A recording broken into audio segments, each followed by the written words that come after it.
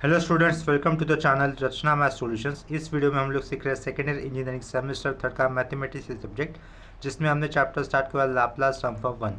Laplace transform one इस topic को हम लोग यहाँ पर इन ब्रीफ सीख रहे हैं, यानी कि इस टॉपिक के ऊपर आए हुए सिर्फ इंपॉर्टेंट कंसेप्ट और उसके ऊपर मिनिमम 2 या 3 सब लेकर। तो जो कंसेप्ट मुझे अभी इस लेक्चर में करवानी है वो कंसेप्ट का हेडिंग मैंने यहाँ पर ऊपर लिखा हुआ है। हेडिंग का नाम है लाप्लास ट्रांसफॉर्म ऑफ डिराइवेटिव्स, यानी कि अगर फंक्शन एफ ऑफ टी दिया हुआ है तो उसका हमें क्या निकालना है, एफ डैश ऑफ टी या फिर से f double dash of t या फिर f triple dash of t, यानी कि दिए हुए फंक्शन का first order second order third order derivatives करने पर उसके ऊपर लाप्लास अप्लाई करेंगे तो वो वाला जो भी आएगा वो आंसर निकाला, राइट। तो मैंने देखो इस केस में भी कुछ फॉर्मूले हो गए। तो पहला फॉर्मूला क्या लिखा है, Laplace transform for f dash of t, यानी कि दिए हुए फंक्शन का फर्स्ट ऑर्डर डिराइवेटिव होने पर Laplace transform of f dash of t क्या होगा, उसका फॉर्मूला राइट साइड में लिखा है। वो क्या है, एफ डैश ऑफ टी, एक बार एक्स डिराइवेटिव हुआ तो बाहर क्या लिखूंगा मैं, s Laplace of f of t, और आगे क्या लिखना है, माइनस एफ ऑफ जीरो। अगर f Laplace for f double dash of t होता है तो देखो शुरुआत कैसे होगी, a square Laplace of f of t, a square से एक एस कम होता है तो minus s f of zero. अभी एस और एक कम हो जाएगा तो minus f dash of zero. Next case में क्या रहेगा, Laplace for F triple dash of T है तो फॉर्मूला क्या होगा, एफ ट्रिपल डैश टी था तो फॉर्मूला कैसे होगा, शुरुआत कैसे होगी, S cube Laplace of f of t minus s cube से एक एस कम होता है तो S square F of zero, minus s square से एक एस कम होता है तो minus s f dash of zero. देखो एफ ऑफ जीरो होता है तो उसका डिराइवेटिव किया, आगे ये एस कम हो जाएगा और एफ डैश का क्या हो जाएगा, एफ डबल डैश जीरो। ठीक है, फर्स्ट टर्म सिर्फ हमेशा प्लस रखना है, उसके बाद वाले टर्म सारे कैसे देने, माइनस दे दें। अगर f Laplace for fourth order derivative of any function होता तो कैसे शुरुआत करते थे हम लोग, s to the power four Laplace of f of t minus s cube f of zero minus s f dash of zero minus s square f dash of zero minus s f double zero और minus f triple dash of zero होता था। इस case में if Laplace transform for fourth order of derivatives of the function अगर पूछा गया होता तो, ठीक है। तो इस कंसेप्ट के ऊपर जो क्वेश्चन मुझे अभी करवाना है वो क्वेश्चन मैं आपके सामने लिख देता हूँ। देखो जो नेक्स्ट क्वेश्चन मुझे करवाना है वो क्वेश्चन मैंने आपके सामने लिखा है। क्वेश्चन में क्या दिया, सबसे पहले given f of t is equal to t plus one over the interval 0 to 2, यानी कि t is lies in between 0 to 2, ये कैसा है, क्लोज इंटरवल है। एंड एफ ऑफ टी, इस फंक्शन की वैल्यू कब कितनी होगी, 3 होगी when t has value greater than 2। ठीक है, उस केस में हमें देखो लाप्लास एफ ऑफ टी निकालना है, एफ डैश ऑफ टी भी निकालना है और Laplace of F double dash of t भी निकालना है। तो एफ डैश और एफ डबल डैश ऑफ उनका लाप्लास निकालना तो आसान है, उसके लिए फॉर्मूला यूज होगी, लेकिन बिफोर दैट हमें पहला वाला टर्म तो पता होना चाहिए ना, Laplace of f of D पता होना चाहिए। तो देखो Laplace of f of T कैसे निकालेंगे, यहाँ से सॉल्यूशन निकालना चालू कर देता हूँ उस एरो से। हम लोग क्या लिखेंगे, लाप्लास ट्रांसफॉर्म की डेफिनेशन लिख देते हैं सबसे पहले। Since Laplace for f of t का डेफिनेशन क्या होगा, देखो इंटीग्रल 0 to इन्फिनिटी रहेगा as a part of definition, e to the power minus s t dot f of t और डी टी। ठीक है, तो दिए हुए क्वेश्चन में ये फंक्शन 0 to इन्फिनिटी इस इंटीग्रल लिमिट पे है ना एक्चुअल डेफिनेशन में, लेकिन दिए हुए क्वेश्चन में वो इंटीग्रल लिमिट स्प्लिट हुआ है, कौन से पॉइंट पे स्प्लिट हुआ है, वो 2 इस पॉइंट पे। देखो एफ ऑफ डी पहले फंक्शन क्या जाएगा, 0 to 2 जाएगा, उसके बाद टी की वैल्यू ग्रेटर देन 2 हो रही है, कितनी हो रही है वो नहीं मालूम, यानी कि उसके लिए लिमिट क्या होगा, सेकेंड वाले फंक्शन के लिए 2 से लेकर इन्फिनिटी। ठीक है, और पहले वाले केस में 0 to 2 तक लिमिट रहेगा। ठीक है, तो इसको कारण ये फंक्शन स्प्लिट हुआ है, कौन से पॉइंट पे स्प्लिट हुआ है, 2 इस पॉइंट पे स्प्लिट हुआ है। तो हम लोग उसी तरीके से लिखेंगे, देखो इंटीग्रल जो लिमिट है 0 to इन्फिनिटी उसको भी स्प्लिट कर देंगे। पहला क्या रहेगा, 0 to 2 रहेगा, e to the power minus s t as it is, ये एफ ऑफ टी, लास्ट में ये डी टी लिखा, प्लस अभी कहाँ से कहाँ तक जा रहा है लिमिट, 2 to इन्फिनिटी जा रहा है, e to the power minus s t रहेगा, डॉट बाजू में क्या आएगा, एफ ऑफ टी, और यहाँ पर डी टी आएगा। इतना क्लियर हो गया। नेक्स्ट स्टेप में देखो 0 to 2 में इंटीग्रल लिमिट 0 to 2 होने पर एफ ऑफ टी कितना लिखना है हमें, टी प्लस वन लिखना है, और इंटीग्रल की लिमिट 2 to इन्फिनिटी, यानी कि टी की वैल्यू 2 से ज़्यादा, कितनी ज़्यादा लिमिट नहीं दिया ना, यानी कि कैसा होगा, इन्फिनिटी रहेगा। 2 to इन्फिनिटी लिमिट होने पर एफ ऑफ टी फंक्शन की वैल्यू कितनी यूज़ करनी है, 3 यूज़ करनी है, तो वो यहाँ पर नेक्स्ट केस में वैल्यू 3 आएगी, और नेक्स्ट केस में यहाँ पर टी एफ ऑफ टी क्या लिखेंगे हम लोग, टी प्लस वन लिखेंगे। तो देखो इंटीग्रल 0 to टी लिखा, e to the power minus s t लिखा, डॉट ब्रैकेट में क्या लिखना है, t plus one bracket close, d t लिखा, प्लस कर दिया 2 to infinity, e to the power minus s t as it is, dot यहाँ पर ब्रैकेट में 3 लिखा, कांस्टेंट है, और ये डी टी। इतना क्लियर हो गया। इसके बाद हमें सिंपली इसका इंटीग्रेशन कर देना है, और उसके इंटीग्रेशन करने के बाद upper limit minus lower limit कर देना है। इतना क्लियर है। देखो पहला वाला फंक्शन ये लेफ्ट दो इंटीग्रल है ना, ये लेफ्ट साइड का इंटीग्रल है जहाँ पर लिमिट क्या है 0 to 2, और ये प्लस के आगे वाला इंटीग्रल लिमिट है, वहाँ पर इंटीग्रेशन है, वहाँ पर लिमिट क्या है 2 to इन्फिनिटी।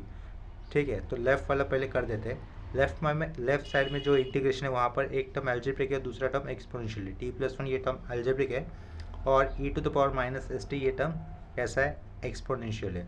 तो हमारे पास एक रूल होता है इंटीग्रेशन u.v का, यानी कि इंटीग्रेशन बाय पार्ट का। बिफोर दैट LIATE, ठीक है। तो लेफ्ट टू राइट जो पहला फंक्शन आता है उसको u कंसिडर किया जाता है। क्या कहा, लेफ्ट टू राइट जो पहला फंक्शन आता है उसको u कंसिडर करते हैं, u.v rule integration by parts के अंदर। ठीक है, तो integration u.v dx, integration by parts यानी कि u.v रूल इंटीग्रेशन का मैं लिख देता हूँ u integration v dx minus एक बड़ा इंटीग्रेशन आता है, फिर बाद में छोटा इंटीग्रेशन आता है v dx du/dx और लास्ट में एक बार फिर से dx। ये रूल होता है, लेकिन ये रूल ना यूज़ करते हुए मैं एक generalize rule of integration use कर देता हूँ। ठीक है, तो जनरलाइज रूल क्या होता है, पहले u लिखो, u लिखने के बाद v जो भी फंक्शन है उसका सब्सक्रिप्ट में 1 लिखा है, यानी कि नंबर लिखा है, तो उसका मतलब जो भी v फंक्शन रहेगा उसका इंटीग्रेशन करना है। उसके बाद माइनस साइन देना होता है, u डैश लिखेंगे, यानी कि u फंक्शन का डेरिवेटिव्स। अभी v1 जो v1 का इंटीग्रेशन हुआ था उसका ही फिर से इंटीग्रेशन v2 से रिप्रेजेंट करना होगा। Plus minus plus u dash हुआ था तो u डैश का फिर से अगर आगे जाके डेरिवेटिव्स बनता है तो u डबल डैश। v2 एक बार इंटीग्रेशन हुआ था तो उसका नेक्स्ट टाइम इंटीग्रेशन करेंगे तो v3। ऐसा ही प्लस माइनस करते जाना है, प्लस माइनस ऐसा जाता है कब तक, अप टू इन्फिनिटी जाएगा।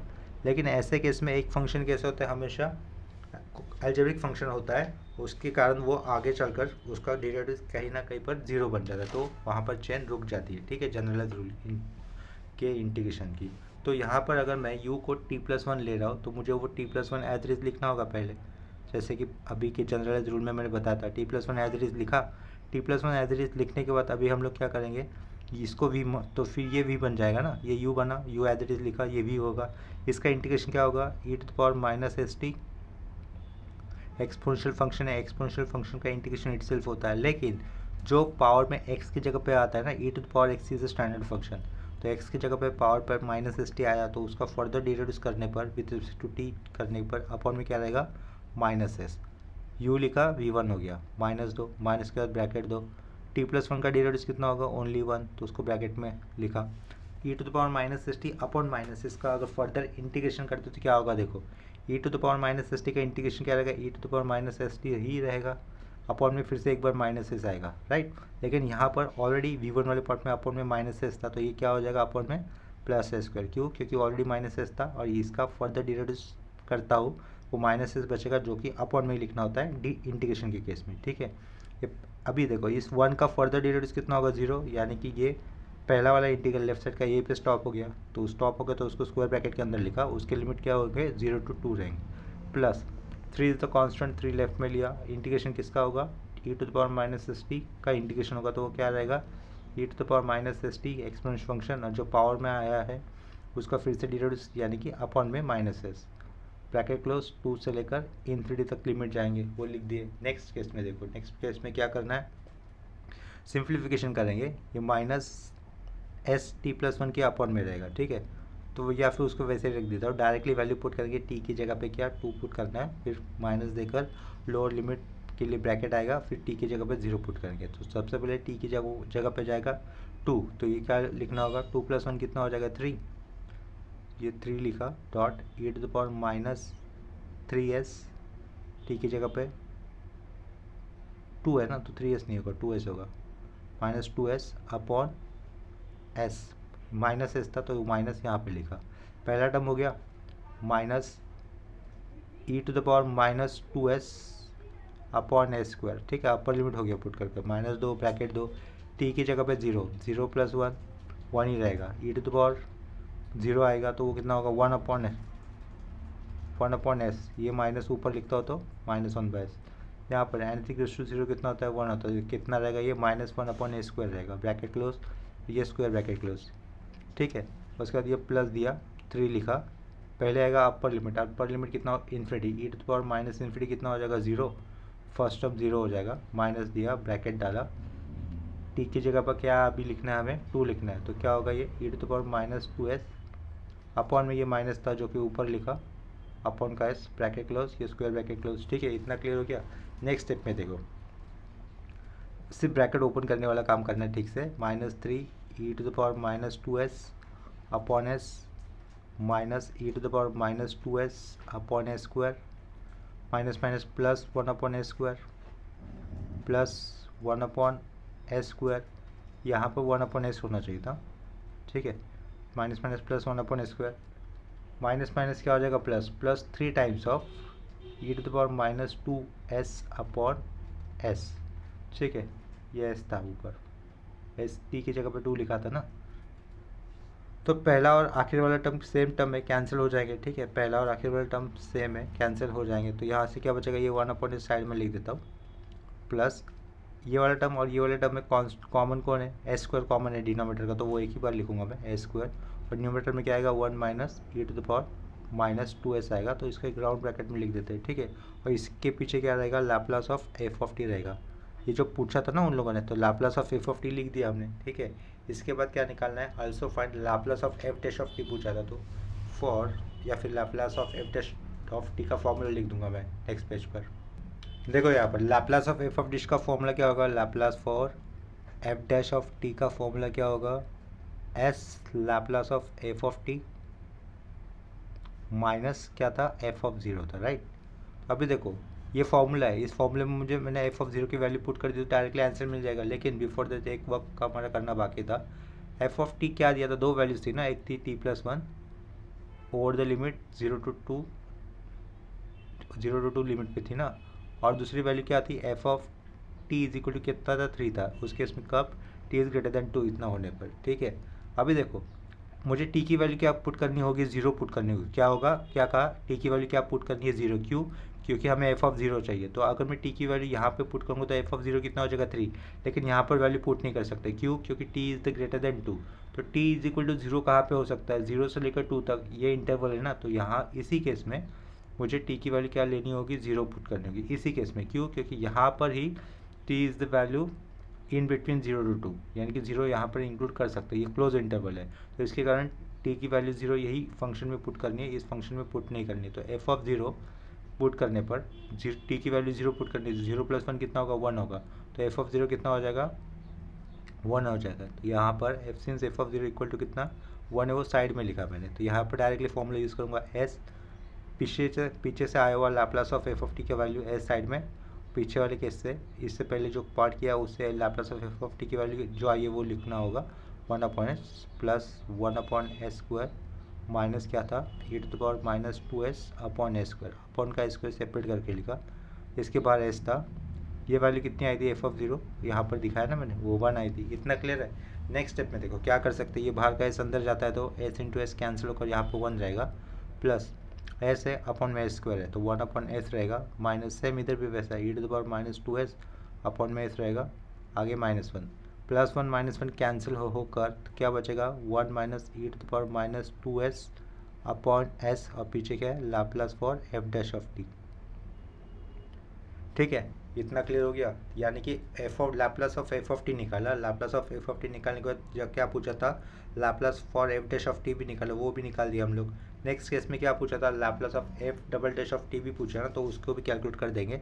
उसके लिए सिर्फ फॉर्मूला पता होना चाहिए। देखो सिर्फ Laplace of F double dash of t का फॉर्मूला क्या था, बाहर के क्या लिखना होगा, एस स्क्वायर। क्यों एस स्क्वायर, क्योंकि यहाँ पर एफ डबल डैश है तो S square Laplace for f of T आएगा। पहले तो एस स्क्वायर से एक एस कम करूँगा तो एस एफ ऑफ 0 लिखना है, और यहाँ से एस अभी नेक्स्ट टाइम में और कम होते तो गायब होगा, कुछ नहीं रहेगा, माइनस ही देना है। लेकिन एफ ऑफ 0 लिखा था तो अभी क्या करना है, एफ डैश ऑफ 0 करना है। इतना क्लियर है।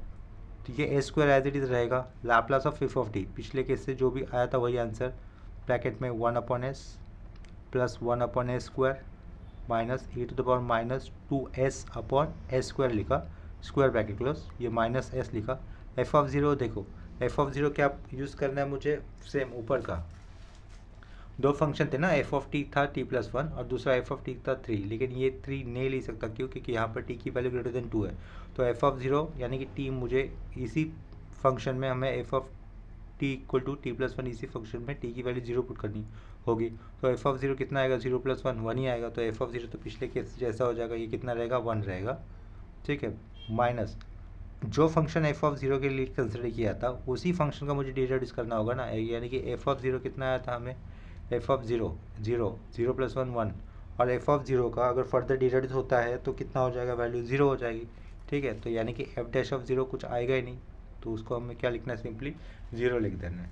नेक्स्ट स्टेप में क्या करना होगा, देखो कि बाहर का ए स्क्वायर अंदर जाएगा तो क्या होगा, ए स्क्वायर अपॉन में एस है तो सिंगल एस बचेगा, plus a square upon a square cancel होकर वन रहेगा, माइनस क्या होगा इधर e to the power minus two s, minus s, ये जीरो जीरो अलग से लिखने की जरूरत नहीं, plus s minus s cancel होकर क्या बचेगा, final answer one minus e to the power minus two s, और किसके लिए, Laplace for f double dash of t इस फंक्शन के लिए। इतना क्लियर हो गया, तो ये हो गया हमारा पहला सम। ठीक है, तो सेम कंसेप्ट के ऊपर अभी मैं दूसरा क्वेश्चन ले रहा हूँ, यहाँ पर सेम क्वेश्चन के ऊपर दूसरा सम ले रहा हूँ। देखो नेक्स्ट क्वेश्चन मैंने आपके सामने लिखा है। नेक्स्ट क्वेश्चन में क्या दिया है, given f of t is equal to sine t upon t दिया है, और फाइन क्या पूछा, Laplace of f dash of t पूछा है। देखो Laplace of f dash of t यानी कि ये जो एफ ऑफ टी फंक्शन होगा उसका डिराइव करने पर जो भी आएगा उसका लैप्लास ट्रांसफॉर्म निकाल लो। तो हमें इसका डिराइव अलग से करने की जरूरत है ही नहीं, directly Laplace for first order derives का फॉर्मूला है। फॉर्मूला क्या होता है, देखो Laplace of f dash of T अगर होता है तो फॉर्मूला क्या लिखेंगे, एफ डैश है तो यहाँ पर एक ही बार ऐसा आएगा, Laplace of f of T रहेगा, एफ ऑफ टी होने के बाद माइनस दो और एफ ऑफ ज़ीरो लिखो ना, सिंपली ऐसा है फॉर्मूला, राइट। वो पहले मैं शुरुआत में ये फॉर्मूले लिखे थे, तो यहाँ पर क्या पता चल रहा है, एस लिखने के बाद बाजू में Laplace of f of T पता होना चाहिए, यानी कि जो भी फंक्शन दिया है एफ ऑफ टी हमें सबसे पहले क्या करना होगा, उसका लाप्लास निकालना ज़रूरी है, राइट। तो देखो सबसे पहले वही निकाल लेते हैं, फिर लेट फाइंड ये जो एरो किया या इस एरो के से आंसर लिखना चालू कर देता हूँ, let find Laplace of what, F of t, यानी कि क्या निकालना है मुझे, लाप्लास फॉर क्या निकालना है, साइन टी अपॉन टी निकालना है।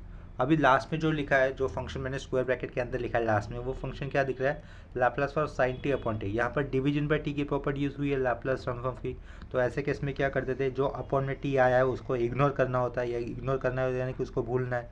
तो अगर वो भूलना है यानी कि वो फंक्शन वहाँ पर नहीं है ऐसा अज्यूम कर लेना है, तो अपॉन में टी नहीं है। ठीक है, अगर अपॉन में टी नहीं है तो हमें फंक्शन क्या दिखाई देगा, सिंपली साइन टी दिखाई देगा। तो सबसे पहले उसका लाप्लास ट्रांसफॉर्म निकालना होगा। देखो उसका फॉर्मूला डायरेक्टली स्टैंडर्ड फॉर्मूले से आ जाएगा, since Laplace for sine t, उसका लाप्लास ट्रांसफॉर्म क्या आ जाएगा, Laplace for sine t this function का one upon s square plus one square, क्यों वन स्क्वायर, क्योंकि Laplace for sine a t क्या होता है, a upon a square plus a square होता है, ए की जगह पे वन है, तो ये उसका फॉर्मूला क्या होगा, लाप्लास फॉर साइन टी का one upon a square plus one square.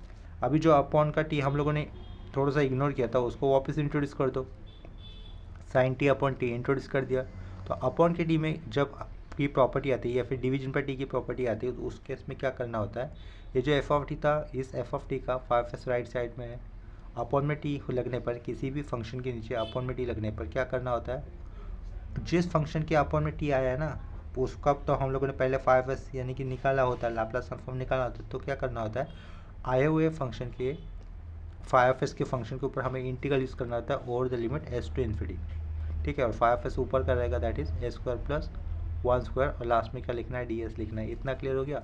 वो चाहिए तो वो प्रॉपर्टी में यहाँ पर मेंशन कर देता हूँ, देखो यहाँ पर if Laplace of f of t equal to five s है then Laplace for f of t upon t अगर होता है तो क्या करो, एस टू इन्फिनिटी करो और फाइव ऑफ एस और यहाँ पर डी एस लिखो। देखिए same property, F of D ऊपर के केस में साइन टी है जिसका फाइव एस राइट साइड में है, उस एफ ऑफ टी के नीचे टी लगा दिया, एफ ऑफ टी के नीचे टी लगा दिया, तो जो पहला फाइव एस आया था उसका इंटीग्रेशन करना है, एस से लेकर इन्फिनिटी, वही लिखा है ना हम लोगों ने प्रॉपर्टी।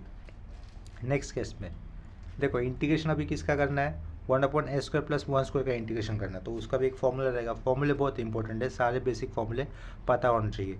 इस लेक्चर में मैंने अगर जो भी फॉर्मूले साइड में लिखे हैं या फिर शुरुआत में लिखे थे उसका आप लोग अलग से एक लिस्ट बना लो, तो आपको इसका हेल्प हो जाएगा फॉर्मूले को याद करने में। ठीक है, देखो इस इंटीग्रेशन में एक ऐसा फॉर्मूला होता है, one upon x square plus a square d x. ठीक है, इसके इस पर वेरिएबल क्या है, एक्स है, ए इज़ द कॉन्स्टेंट। अगर ऐसा इंटीग्रेशन होता है तो उसका फॉर्मूला क्या होगा, one upon a tan inverse x by, right. तो x की जगह पर यहाँ पर s है और a की जगह पर यहाँ पर 1 है, तो ये फॉर्मूला वहाँ पर अप्लाई कर देते तो फॉर्मूला क्या हो जाएगा, 1/1 यानी कि 1 ही लिखना है, क्या रहेगा, only tan inverse of s रहेगा। उतना करने के बाद लोअर लिमिट एस आएगा और अपर लिमिट कितना होगा इन्फिनिटी। नेक्स्ट केस में tan इनवर्स कितना लिखेंगे हम लोग इन्फिनिटी, एस की जगह पे माइनस क्या रहेगा tan इनवर्स ऑफ एस होगा, राइट। tan इनवर्स इन्फिनिटी कितना होता है π/2 minus tan inverse s as it is, क्योंकि एस की जगह पे एस ही पुट कर दिए थे ना। तो अब 90 माइनस tan इनवर्स एस क्या रहेगा कॉट इनवर्स होगा, क्या हो जाएगा कॉट इनवर्स एस हो जाएगा सिंपली। और पीछे क्या था ये Laplace for sine t by t था, ठीक है। लेकिन ये भी क्या है, ये भी क्या है Laplace of f of T है ना, मेन फंक्शन था F of T. F of t क्या फंक्शन दिया था साइन टी बाई टी, ये फंक्शन दिया था। इतना क्लियर हो गया। नेक्स्ट केस में अभी हम लोग डायरेक्टली फॉर्मूला यूज़ कर सकते हैं, लेकिन बिफोर फॉर्मूला यूज़ करने से पहले हमें क्या करना होगा, एफ ऑफ टी क्या है साइन टी बाई टी है, तो उस केस में टी की जगह पे कितना पुट करना होगा 0 पुट करना होगा ना, क्योंकि हमें एफ ऑफ 0 की भी रिक्वायरमेंट होती है। देखो ये फॉर्मूला जो लिखा था, ये जो फॉर्मूला लिखा था वहाँ पर लिखा है ना आगे माइनस एफ ऑफ 0 की भी तो रिक्वायरमेंट होगी। तो f of t sine t by t है, तो टी की जगह पे 0 पुट कर दे तो एफ ऑफ 0 कितना आएगा उसको भी देखते हैं। देखो उसको इस साइड के कॉर्नर में कर देता हूँ मैं एफ ऑफ 0 की वैल्यू। सिंस इतना तो जानते कि एफ ऑफ टी कितना आया था साइन टी अपन टी आया था, राइट। तो अगर मैं यहाँ पर टी की जगह पे 0 पुट कर देता तो साइन 0 0 होगा और टी के जगह पे भी 0 आ जाएगा, यानी कि ऊपर 0 अपन 0, ये तो इन्फिनिटी लगेगा, राइट। इन्फिनिटी को मैथ्स के अंदर कोई मीनिंग है नहीं, तो इसके कारण इसकी वैल्यू तो इन्फिनिटी तो यहाँ पर लिख नहीं सकते ना एफ ऑफ 0। अभी देखो यहाँ पर मैं डायरेक्टली वैल्यू कितनी लिख दूंगा 1। ऐसा क्यों किया, देखो साइन टी अपॉन टी, अगर साइन टी अपॉन टी है और टी उसकी वैल्यू टी की जगह पे 0 है तो उसकी वैल्यू हमें कितनी लेनी है 1 ही लेने हमेशा, किधर भी किसी भी ऑपरेशन में इतना याद रखना, क्योंकि ये एक स्टैंडर्ड फंक्शन है। क्या कहा, sine t upon t is the standard function. इस केस में टी की वैल्यू अगर 0 होती है तो उसकी वैल्यू हमें 1 ही लेनी है, क्योंकि लिमिट के केस में हम लोगों ने एक स्टैंडर्ड फॉर्मूला क्या सीखा था, देखो उसका फॉर्मूला मैं यहाँ पे लिख दूंगा सिर्फ, ये तो अब क्लियर हुआ होगा। लिमिट के केस में एक स्टैंडर्ड फॉर्मूला हम लोगों ने ये सीखा ना, देखो लिमिट x टेंस टू 0, अगर x की वैल्यू 0 के नज़दीक है, ऊपर साइन x है और नीचे x रहेगा, तो वैल्यू कितनी होती है 1 होती है ना, ये ऐसे लिमिट में सीखा है।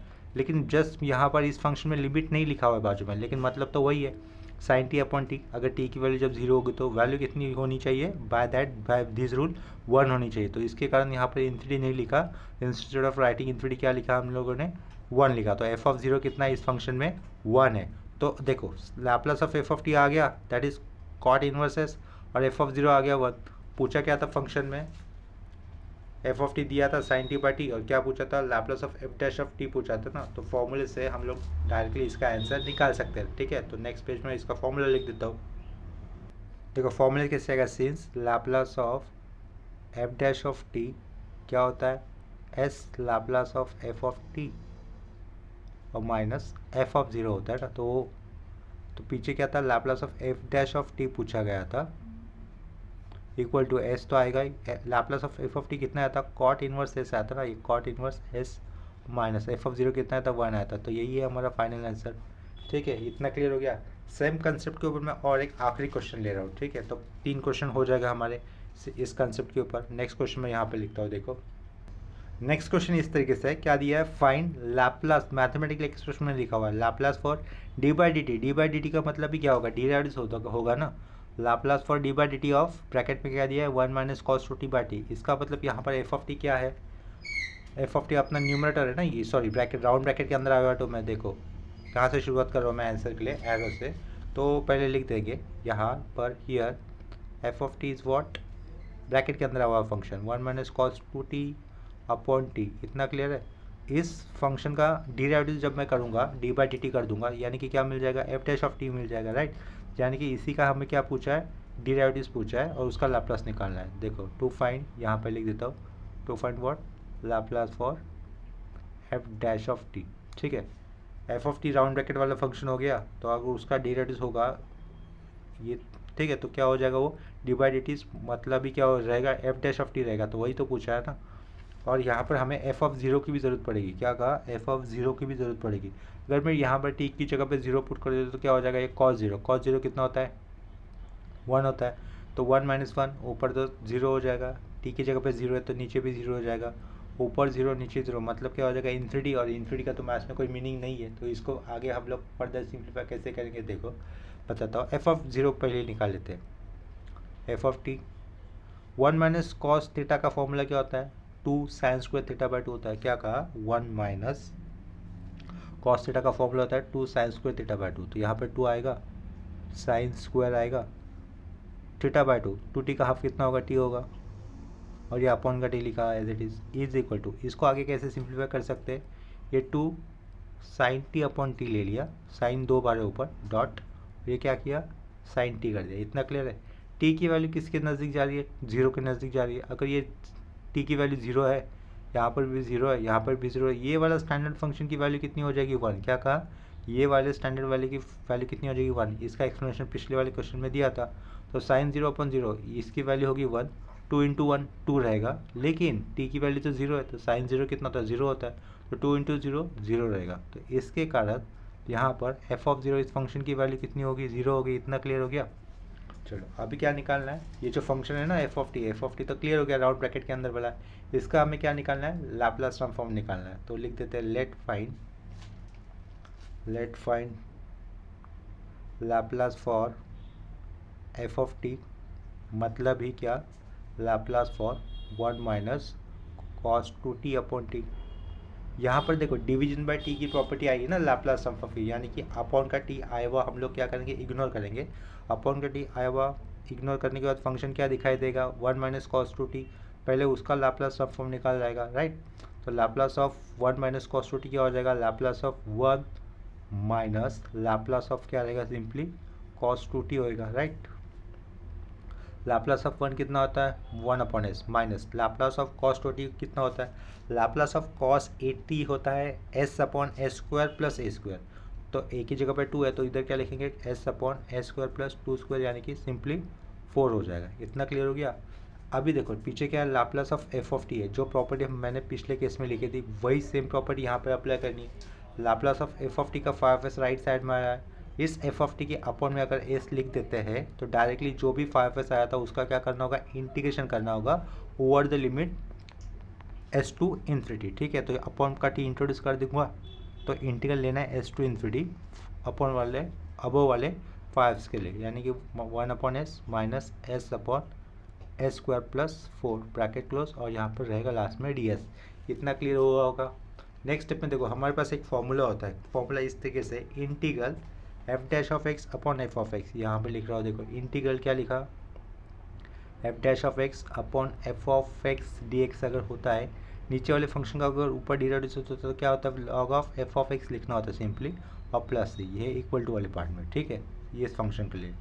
तो एस स्क्वायर प्लस 4 का डिराइव कितना होगा, 2s होगा, लेकिन ऊपर 2 नहीं है, तो हम लोग क्या करेंगे, उसको ऊपर एक एक्स्ट्रा 2 ले लूँगा और उसको यहाँ पर बैलेंस 1/2 लेकर कर देंगे, ठीक है। तो यानी कि नेक्स्ट स्टेप में सिर्फ एडजस्टमेंट कर रहा हूँ, integral s to infinity 1 upon s minus यहाँ पे 1/2 लिया, 2 लिया, तो ये 2 यहाँ पर एडजस्ट किया, और नीचे एस स्क्वायर प्लस 4 उसको राउंड ब्रैकेट में लिख देता हूँ, ये स्क्वायर ब्रैकेट में लिख देता हूँ, और लास्ट में डी एस लिख दिया। अभी इंटीग्रेशन कर सकते हैं, लॉग एक्स का डिराइव होता है 1 अपॉन एक्स, क्या कहा, लॉग एक्स का डिराइव होता है 1 अपॉन एक्स, तो 1 अपॉन एस का इंटीग्रेशन क्या होगा, लॉग एस, ये लॉग एस लिखा, half is the constant side में, ऊपर एफ डैश ऑफ एक्स है, नीचे एफ ऑफ एक्स है, ये उसके जैसे हो गया ना, इन टर्म्स ऑफ एस लिखा है, एक्स एस में लिखा है। तो नीचे वाले फंक्शन का अगर ऊपर डिराइव होता है तो उसका इंटीग्रेशन क्या हो जाता है, अभी बताया था, log of S square plus 4, यानी कि log of f of x होता है उस फॉर्मूले के हिसाब से, square bracket close, lower limit S upper limit infinity. Next step में क्या करेंगे, ब्रैकेट के अंदर करेंगे cross multiple, 2 log S minus log of S square plus 4 upon में क्या आएगा, 2 आएगा। नेक्स्ट स्टेप में होगा एस टू लेकर इन्फिनिटी, ये 2 लॉग के आगे है ना, तो उसको आर्ग्यूमेंट के पावर में जाएगा, यानी कि log S square minus log of S square plus 4 round bracket close, ये हाफ पूरा बाहर ले लिया, ब्रैकेट में क्या, एस टू इन्फिनिटी। इतना क्लियर है।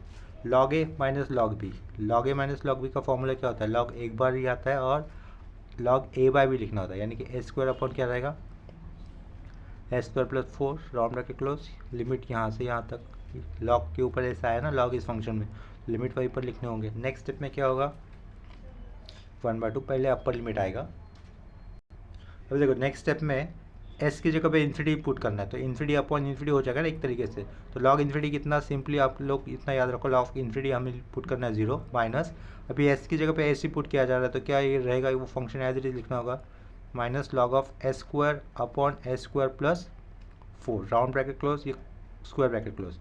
लॉग के आगे क्या दिख रहा है, माइनस दिख रहा है। इस माइनस को अगर मुझे एडजस्ट करना है तो क्या करना होगा, लॉग के अंदर आए हुए आर्ग्यूमेंट को उल्टा करना होगा, यानी कि रिवर्स करना होगा, यानी कि यही वैल्यू क्या हो जाएगी 1/2। ये माइनस एडजस्ट होता है तो लॉग रहेगा, ऊपर क्या लिखेंगे हम लोग एस स्क्वायर प्लस 4 लिखेंगे, और नीचे क्या लिखेंगे एस स्क्वायर करेंगे, राउंड ब्रैकेट क्लोज। ये पीछे क्या होगा, इसके लाप्लास फॉर क्या लिखना होगा 1 minus cos 2t upon T लिखना होगा, ठीक है। इसी का मतलब क्या होगा, ये एफ ऑफ टी है ना, इसी का मतलब क्या है, ये एफ ऑफ टी एक तरीके से, राइट। तो अभी हम लोग फॉर्मूला यूज़ करेंगे Laplace of f dash of t वाला। देखो नेक्स्ट केस में क्या रहेगा, therefore Laplace of f dash of t यानी कि डेरिवेटिव्स क्या रहता है, वो एस एक बार Laplace of f of t लिखो -2 और एफ ऑफ 0 लिखो, तो Laplace of f dash of t यानी कि क्या डी बाई डी टी यानी कि डेरिवेटिव्स ना किसका 1 minus cos 2t upon T का, राइट। एस आएगा, अभी लास्ट में Laplace of f of T आया हुआ, एफ ऑफ टी यानी कि किसका 1 minus cos 2t by T का आया हुआ, लाप्लास क्या आया था 1/2 log of S square plus 4 upon में एस स्क्वायर था, ठीक है। तो -0, एफ ऑफ 0 कितना आया था 0 आया था ना, तो -0 भी लिख दिया। नेक्स्ट स्टेप में क्या रहेगा, देखो s/2 होगा ना, ये s और ये स्क्वायर कैंसिल नहीं कर सकते, क्यों, क्योंकि ये आर्ग्यूमेंट का पार्ट है, लॉग के साथ आए हुआ आर्ग्यूमेंट का पार्ट है ये स्क्वायर, तो बाहर का s और ये अपॉन का स्क्वायर कैंसिल नहीं हो सकता, इतना याद रखना। तो इसका फाइनल आंसर कैसा रहेगा, s/2 log of S square plus 4 upon s square, इतना ही रहेगा, ये है हमारा फाइनल आंसर। पीछे क्या Laplace for what d by d t round bracket 1 minus cos 2t upon 2 round bracket close, और ये square bracket close equal to यहाँ पर रहेगा। इतना क्लियर हो गया। देखो लाप्लास ट्रांसफॉर्म ऑफ डेरिवेटिव्स, इस कंसेप्ट के ऊपर मैंने यहाँ पर 3 क्वेश्चन करवाए, और 3 क्वेश्चन मैं यहाँ पर प्रैक्टिस के लिए दे रहा हूँ आप लोगों को। देखो लाप्लास ट्रांसफॉर्म ऑफ डेरिवेटिव्स, इस कंसेप्ट के ऊपर मैंने यहाँ पर आपके लिए 3 होमवर्क क्वेश्चंस लिखे, या फिर प्रैक्टिस क्वेश्चन भी कह सकते हो आपको इसको। देखो पहला क्वेश्चन क्या दिया है, find Laplace for D by d T यानी कि एफ डैश होगा किसके लिए sin 3t बाई टी इस फंक्शन का। इसके बाद क्या क्वेश्चन दिया है, if Laplace of t sine omega T क्या हो, या फिर इसको डब्ल्यू भी कह सकते, रीड कर सकते, Laplace transform for t sine omega t is equal to is given, that is 2 omega s upon s square plus omega square का whole square, then find Laplace for omega t cos omega t plus sine omega t, ठीक है। Square bracket के अंदर ये function दिया, क्या observe होने पर क्या पता चलेगा, टी साइन ओमेगा टी अगर फंक्शन को मैं डेरिवेटिव कर देता हूँ तो ये वाला टर्म मिलने वाला है ना, जो कि ब्रैकेट के अंदर आया है, यानी कि इस फंक्शन का डेरिवेटिव करने पर ये जो मिलने वाला है तो उसी का लाप्लास ट्रांसफॉर्म निकालना होगा, ठीक है। नेक्स्ट क्वेश्चन देखो, गिवन में क्या दिया, Laplace for sine root t is given root pi upon 2 s to the power 3/2 dot e to the power -1 upon 4s, prove that Laplace for cos root 2 का root T है वो, question में क्या दिया, prove that Laplace for cos root t upon root t square bracket close is equal to root pi upon root s dot e to the power -1 upon 4s। ये 3 question मैंने यहाँ पर same concept के ऊपर लिख दिए, ठीक है। आप लोग इसको खुद से ट्राई कर सकते हो, या फिर इसका सॉल्यूशन देख सकते हो। इसका सॉल्यूशन देखने के लिए क्या करना होगा, इसके लास्ट में यानी कि वीडियो के लास्ट में आप लोगों को एक एंड स्क्रीन में पूरा लाप्लास ट्रांसफॉर्म 1 पूरा ये हम लोगों ने कंप्लीट सॉल्व किया है, उसकी प्लेलिस्ट मिल जाएगी, वहाँ से अगर आप लोगों को उसको exam point of view prepare करना है तो बाकी के सारे और ज़्यादा प्रैक्टिस हम वहाँ पर आप लोगों को मिल जाएंगे, ठीक है। तो इसके बाद हमें कंसेप्ट लर्न करनी है, वो लास्ट पॉइंट रहेगा लाप्लास ट्रांसफॉर्म 1 के लिए, वो क्या रहेगा, लाप्लास ट्रांसफॉर्म ऑफ इंटीग्रल रहेगा, क्या रहेगा, to find Laplace transform of integral. तो उसकी हेडिंग मैं यहाँ पे लिख देता हूँ, नेक्स्ट लेक्चर में फिर से हेडिंग करूँगा और उसके ऊपर कुछ प्रैक्टिस हम करेंगे। लाप्लास ट्रांसफॉर्म 1 की हेडिंग हो जाने के बाद कुछ मिसलेनियस टाइप के सम आते हैं, यानी कि मिक्स प्रॉब्लम्स आते हैं। जब अब तक की जितनी भी सारी प्रॉपर्टीज सीखी है, या फिर फर्स्ट शिफ्टिंग थ्योरम सीखा है, डिवीजन बाय टी प्रॉपर्टी सीखी है, मल्टीप्लिकेशन बाय टी प्रॉपर्टी सीखी है, वो सब कुछ इंक्लूडेड हो सकता है, या फिर इसमें से कोई एक या दो फर्स्ट शिफ्टिंग थ्योरम सीखा है, एक या दो प्रॉपर्टीज इंक्लूड हो सकती है, ऐसे टाइप के सम रहेंगे। ये जो लास्ट वाला सीख रहे हैं ना हम लोग, लाप्लास ट्रांसफॉर्म ऑफ इंटीग्रल, तो उसके भी टाइप के थोड़े से और सम्स थोड़े से कॉम्प्लिकेटेड होंगे, तो वो भी हम लोग एक दो सम करेंगे उसके ऊपर। तो अभी के लिए नेक्स्ट टॉपिक में हेडिंग यहाँ पे लिख देता हूँ, that is Laplace transform of integrals. देखो यहाँ पर जस्ट हेडिंग लिखा लाप्लास ट्रांसफॉर्म ऑफ इंटीग्रल्स, उसमें क्या होता है इतना तो हम लोग जानते हैं पहले लेक्चर से, क्या Laplace of f of T, अगर ये एफ ऑफ टी कुछ भी होता है तो उसको क्या होता है in terms of phi of a c आता है। अब तक कई सारे फंक्शन के एफ ऑफ टी के नीचे अपॉन टी होता है तो डिवीजन बाय टी प्रॉपर्टी होती थी, एफ ऑफ टी को इंटू टी होता तो उसको मल्टीप्लिकेशन बाय टी प्रॉपर्टी कहते थे, एफ ऑफ टी के लेफ्ट साइड में अगर e to the power b t term होता है तो उसको फर्स्ट शिफ्टिंग थ्योरम प्रॉपर्टी कहते थे। ऐसे कई सारे सम किए, ठीक है। तो उसके बाद लाप्लास प्रॉपर्टी लर्न करने के बाद, अलग अलग लाप्लास प्रॉपर्टी यूज़ करने के बाद हम लोगों ने evolution of the integral type के भी सम्स किए थे, ठीक है। तो अभी क्या दिया लाप्लास ऑफ इंटीग्रल, बहुत ही सिंपल है, उसमें क्या रहेगा इतना तो पता रहेगा हम लोगों को, if Laplace of f of t is equal to five है, देन करना क्या है, सिर्फ एफ ऑफ टी की जगह पे क्या लिखना है मुझे, एफ ऑफ यू लिखना है। एफ ऑफ यू लिखा तो लास्ट में मैं डी यू लिखूँगा, डी यू किया तो यहाँ पर इंटीग्रल 0 टू टी कर दिया। चेंजेस समझा क्या क्या किए, एफ ऑफ टी पता था जिसका फाइव भी मुझे पता था, एफ ऑफ टी ना लिखते हुए क्या लिखा, एफ ऑफ यू लिखा, ठीक है। एफ ऑफ टी की जगह सिर्फ एफ ऑफ यू लिखना है, एफ ऑफ यू लिखने के बाद बाजू में डी यू आएगा, और लास्ट में डी यू दिया तो उसके कारण साथ में शुरुआत में क्या लिखेंगे 0 टू टी इंटीग्रल लिमिट देंगे, और इसको सब कुछ स्क्वायर ब्रैकेट कर में लिखने के बाद बाहर क्या आएगा लाप्लास होगा, यानी कि लाप्लास सम ऑफ इंटीग्रल हो गया। ये लाप्लास सम ऑफ इंटीग्रल हो गया, राइट साइड में क्या होगा उसका 1/s लिखेंगे, और ऊपर वाले फंक्शन का क्या करना होगा 5s। इतना क्लियर हुआ होगा, ठीक है। ये भले अभी भी नहीं समझा होगा तो इसके ऊपर हम लोग कुछ न्यूमेरिकल्स करेंगे 2-3, तो उसके बाद ये कंसेप्ट भी समझ में आ जाएगी। तो ये कंसेप्ट समझने के बाद ये कंसेप्ट को यूज़ करते हुए हम लोग इसी के ऊपर evaluation of the integral type के सम करेंगे। Evaluation of the integral type के सम जब भी आते हैं तो उस केस में क्या करना होता है, आए हुए क्वेश्चन को हमें लाप्लास ट्रांसफॉर्म की डेफिनेशन के साथ कंपेयर करना होता है, ठीक है। चलो, आई होप ये लेक्चर आप लोगों को अच्छी तरीके से समझा होगा। अगर किसी प्रॉब्लम में या फिर कंसेप्ट में डाउट है तो मुझे कमेंट सेक्शन में इन्फॉर्म कर देना। मिलते हैं नेक्स्ट लेक्चर में, तब तक के लिए बाय और टेक केयर।